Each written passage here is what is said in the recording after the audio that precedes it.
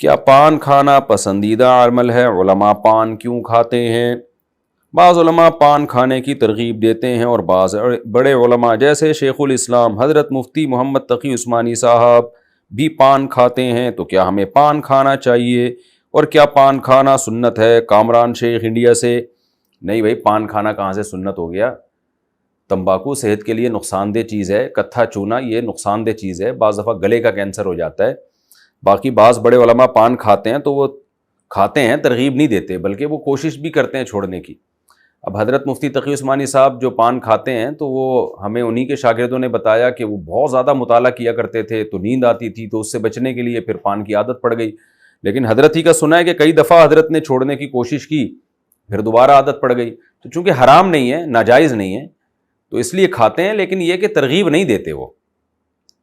تو ہمارے حضرت مفتی رشید احمد صاحب رحمہ اللہ تعالیٰ فرمایا کرتے تھے کہ بڑوں کو فالو کرنا چاہیے، لیکن اچھے کاموں میں۔ جن کاموں میں بڑا خود نہیں چاہتا کہ لوگ ہمیں فالو کریں تو ان میں بڑے کو کیوں فالو کریں گے؟ تو اگر آپ حضرت مفتی تقی عثمانی صاحب دامت برکاتہم سے پوچھیں گے کہ حضرت آپ پان کھاتے ہیں تو کیا میں بھی کھا لوں، تو مجھے یقین ہے کہ وہ آپ کو منع کریں گے، کہ وہ کہیں گے بھائی میں تو عادتاً کھاتا ہوں، لیکن یہ کوئی سنت یا ثواب نہیں ہے۔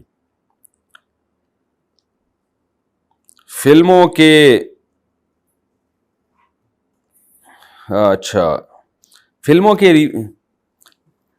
ریویوز دے کے کمائی کا حکم۔ میں یوٹیوب پر فلموں کے ریویوز دیتا ہوں جس سے وہ فلمیں پروموٹ ہوتی ہیں، کیا شریعت کے اعتبار سے یہ جائز ہوگا یا نہیں؟ وجاہت صاحب سندھ سے۔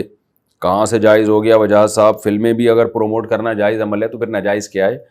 بالکل جائز نہیں ہے، اس سے اجتناب کریں۔ ضاد کے تلفظ میں پاکستان اور دوسرے ملکوں میں اختلاف۔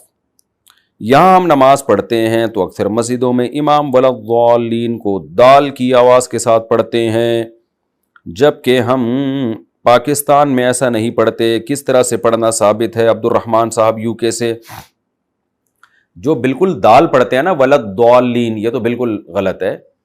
حضرت مفتی رشید احمد صاحب رحمہ اللہ تعالیٰ نے اصل فتاوی بھی اس پر پورا رسالہ لکھا، اور بڑا مدلل رسالہ ہے۔ بڑے بڑے قاریوں سے میں نے اس کے بارے میں پوچھا، انہوں نے کہا بہت، کیونکہ قاری ہی اس فیلڈ کے ماہر ہوتے ہیں نا۔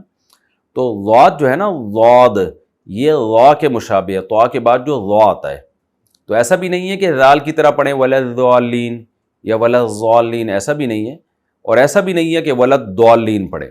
تو یہ جو زبان ہے اس کا یہ والا کنارہ دانتوں کے اوپر داڑھ کے ساتھ ٹچ ہوتا ہے، اور جیسے وا ہے نا، وا اس طرح کی آواز آتی ہے، ضاد، تو دال نہ پڑھا جائے، اس کو نہ وا پڑھا جائے۔